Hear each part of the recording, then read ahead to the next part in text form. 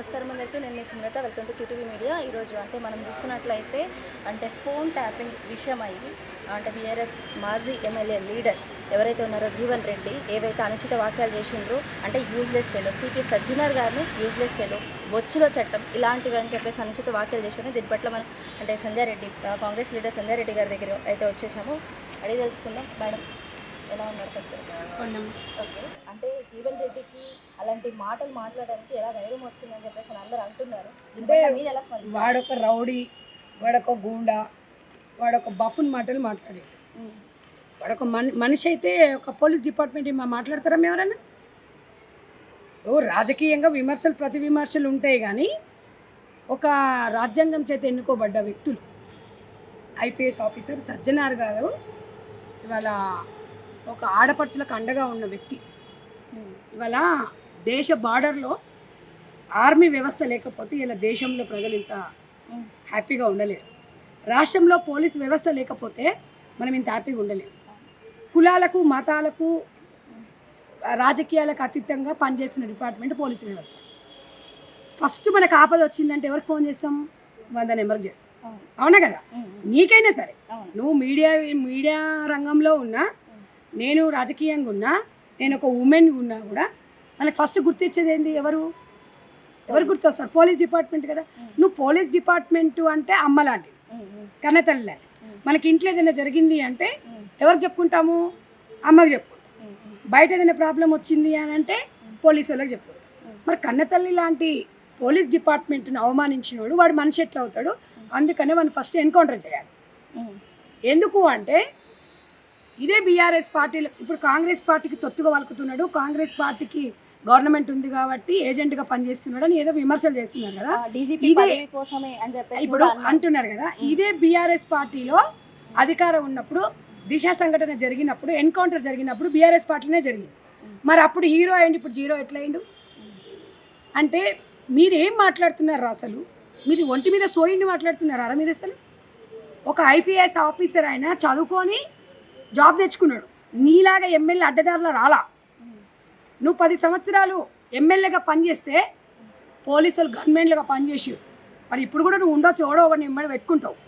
ఇవాళ పోలీసు మీ కుటుంబాన్ని రక్షిస్తుంది. రాష్ట్రంలో పోలీస్ డిపార్ట్మెంటు సెలవులు ఉండవాళ్ళకు, ఏదైనా సెలవుల నిమిత్తం పోయినా కూడా దేశ భద్రత కోసం, రాష్ట్ర భద్రత కోసం ఇమ్మీడియట్గా సెలవులు రద్దు చేసేది ఒక పోలీస్ డిపార్ట్మెంట్కి. వాళ్ళ కుటుంబాలు త్యాగం చేస్తేనే ఇవాళ మనం హ్యాపీగా ఉండగలుగుతాం. వాళ్ళని అవమానించినామంటే, కన్నతల్లిని అవమానించిన తర్వాత మనం ఉంటే ఎంత, మనం పోతే ఎంత అని అడుగుతున్నాను నేను. నువ్వు ఇవాళ డ్రగ్స్కు సంబంధించింది కానీ, బెట్టింగ్ యాప్లు కానివ్వండి, ఆర్టీసీ దాంట్లో కూడా సజ్జనార్ గారు దానికి ఆయన ఒక పేరు తెచ్చుకున్నారు. ఇవాళ ఆడపిల్లలకు అండగా ఉంటూ ఒక తండ్రిగా, ఒక అన్నగా ఒక బాధ్యత వహిస్తున్న వ్యక్తి. పోలీస్ డిపార్ట్మెంట్ అంటేనే ఒక పెద్దన్నలాగా భావిస్తాం, మన ఒక కుటుంబం లాగా భావిస్తాం. మన కుటుంబ వ్యవస్థలోనే పోలీస్ డిపార్ట్మెంట్ని మాట్లాడినామంటే నీకు ఎంత దుర్మార్గం అని అడుగుతున్నా నేను. ఇవాళ పైశాచిక ఆనందం పొందుతుండు ఒక డిపార్ట్మెంట్, పోలీస్ డిపార్ట్మెంట్ను డిపార్ట్మెంట్కు సజ్జనార్ గారికి లాగ్లో తొండలు వదులుతాడు అంటాడా వీడు ఎంత వేస్ట్ ఫెలోగాడు? తెలంగాణ ప్రజలారా, రాష్ట్ర ప్రజలారా, యావత్ దేశ ప్రజలారా, ఒకసారి ఆర్మూర్ జీవన్ రెడ్డి గారు మాట్లాడిన మాటలు మీరు వినండి. ఇది మీకు కరెక్ట్ అనిపిస్తుందా? కామెంట్ పెట్టండి. ఇవాళ ఎంతవరకు కరెక్ట్ చెప్పండి. వాళ్ళు రాజకీయ నాయకులు కాదండి.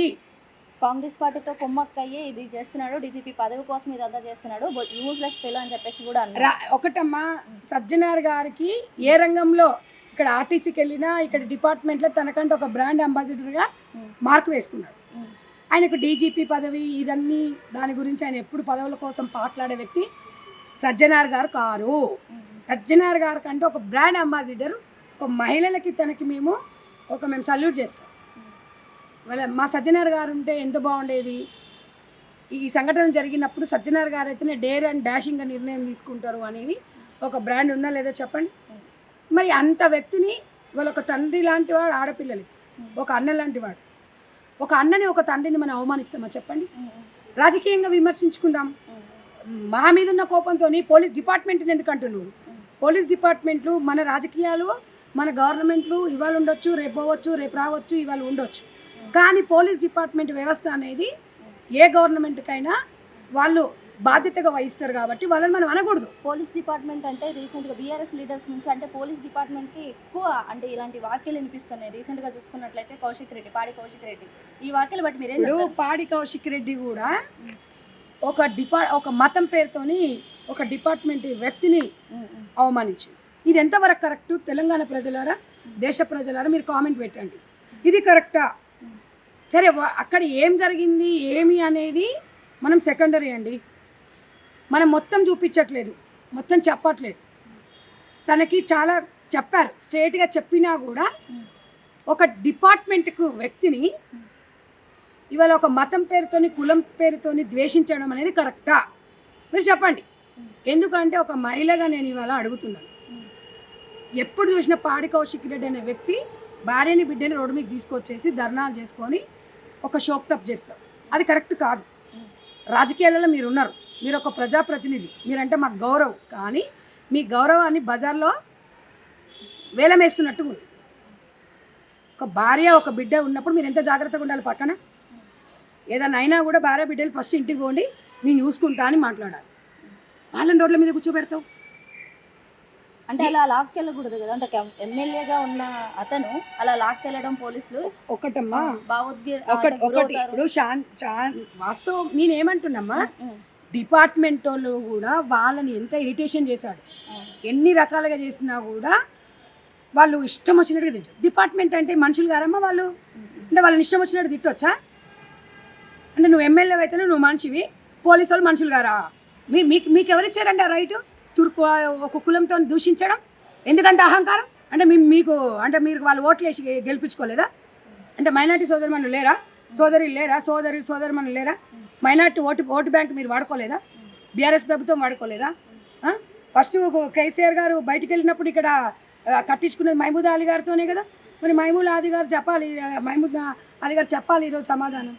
జీవన్ రెడ్డి గారు చేసిన వ్యాఖ్యలను ఖండించాలి. మరి ఎందుకు ఖండించారండి? ఒక కులంతో ద్వేషించినప్పుడు అదంతా నేను అంటే జీవన్ రెడ్డి గారిని ఖండించాలి ఇక్కడ. ఎందుకంటే మహమూద్ అలీ గారు హోమ్ మినిస్టర్గా ఉన్నారు కాబట్టి డిపార్ట్మెంట్ని అన్నారు కాబట్టి ఖండించాలి. ఇక్కడ పాడి కౌశిక్ రెడ్డి గారు ఒక కులంతో ఒక మతంతో ద్వేషించారు పోలీస్ డిపార్ట్మెంట్ని, ఒక కులాన్ని, ఒక మతాన్ని అన్నారా లేదా? మరి అన్నప్పుడు ఒక మాజీ హోమ్ మినిస్టర్గా ఖండించాలి. అంటే మీరు ఓట్ల కోసం అయితేనేమో ముస్లిం మైనార్టీలను వాడుకుంటారు, వాళ్ళు మాట్లాడినప్పుడేమో వాళ్ళని దూషిస్తారు. ఇవాళ దూషిస్తావు, రేపు పొద్దుగాలు వస్తావు, ప్రెస్ మీట్ పెడతా, సారీ. ఇది కరెక్టా? మీరు ప్రజాప్రతినిధి, గల్లీ లీడర్ కాదు. మీరు ఇవాళ తిట్టడం, రేపు సారీలు చెప్పడం అనేది నీకు అలవాటు అయిపోయింది. ప్రజలు ఒకసారి 2 సార్లు చూస్తారమ్మా. ఇది కరెక్ట్ కాదు. ఇది ప్రజాస్వామ్యంలో ప్రతి ఒక్కరికి స్వేచ్ఛ ఉంది, స్వేచ్ఛ లేదని అనట్లేదు. ఇప్పుడు ఎలాంటి చర్యలు తీసుకోవాలనుకుంటున్నారు మీరు? జీవన్ రెడ్డి, కౌశిక్ రెడ్డి జీవన్ రెడ్డికి నేను ఒకటే చెప్తున్నా, 100% పోలీస్ డిపార్ట్మెంట్కి క్షమాపణ చెప్పాలి. చెప్పకుంటే మాత్రం ఊకునేదైతే లేదు. ఎందుకంటే డిపార్ట్మెంట్ని అవమానించిన తర్వాత, డిపార్ట్మెంట్ బాధపడ్డ తర్వాత మాలాంటి వాళ్లకు రక్షణ ఎవరిస్తారనేది మేము బాధపడుతున్నాం. ఇవాళ ఒక మహిళలము ఆర్థికంగా, శారీరకంగా, మానసికంగా వెళ్ళగలుగుతున్నాం, బయటికి వెళ్ళగలుగుతున్నాం అంటే ఒక డిపార్ట్మెంట్ అండగా ఉంది అనే ఒక భరోసాతో బయటికి వెళ్తున్నాం మేము. మరి ఆ డిపార్ట్మెంట్ భరోసా లేకపోతే మన జీవితాలు ఏమైపోతాయని ఆలోచించండి. ఫస్ట్ ఏ క్షణమైనా అర్ధరాత్రి కాల్ చేయగానే ఊరికొస్తారు పోలీస్ డిపార్ట్మెంట్. అలాంటి డిపార్ట్మెంట్ని మనం అవమానిస్తున్నప్పుడు మనకి ఇంకా ఈ రాజ్యాంగాలు ఎందుకు, ఈ చదువులు ఎందుకు, ఈ సంస్కారం ఎందుకు, ఈ ఎమ్మెల్యే పదవులు ఎందుకు, ఈ అంగు ఆర్భాటాలు ఎందుకు? ఫస్ట్ ఎంత ఎత్తుకెదిగినా సంస్కారం నేర్చుకోండి. పింక్ బుక్లో ఫస్ట్ వాడు బొంద రాసుకుంటాడు, వాడు పిండా కూడా రాసుకుంటాడు, వాడు ఇట్లా బొచ్చు చూపిస్తున్నాడు. వీడి బొచ్చుతో ఏం అవసరమా ప్రజలకు? ఇట్లా మాట్లాడొచ్చా? లాగుల తొండలు, నా బొచ్చులు అన్నాడు. ఇప్పుడు ఈ మాటలు మీరు అన్నప్పుడు వినండి, చట్టాన్ని అన్నాడు. కొంతమంది బీఆర్ఎస్ నాయకులు చెప్తారుగా, కింద కామెంట్ పెడతారు, నువ్వు రాసుకోకు సుమా, ఈ మాటలు రాజకీయ నాయకులు అనొచ్చా అండి.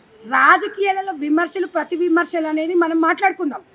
పోలీస్ డిపార్ట్మెంట్ ఎందుకు లాగుతున్నారు అంటున్నా నేను. పోలీస్ డిపార్ట్మెంటు ఒక గౌరవప్రదంగా ప్రజలకు వారధిగా ఉంటుంది. వాళ్ళని అనే రైట్ ఎవరికి లేదు. సరే, మీకేమన్నా అవమానించిండా, మిమ్మల్ని ఏమైనా అన్నారా, మిమ్మల్ని ఏదైనా చేసిండ్రా, మిమ్మల్ని అనైతిక ఏమైనా చేస్తున్నట్టే కోర్టు ఉంది, చట్టాలు ఉంది, అలా తీసుకోవాలి.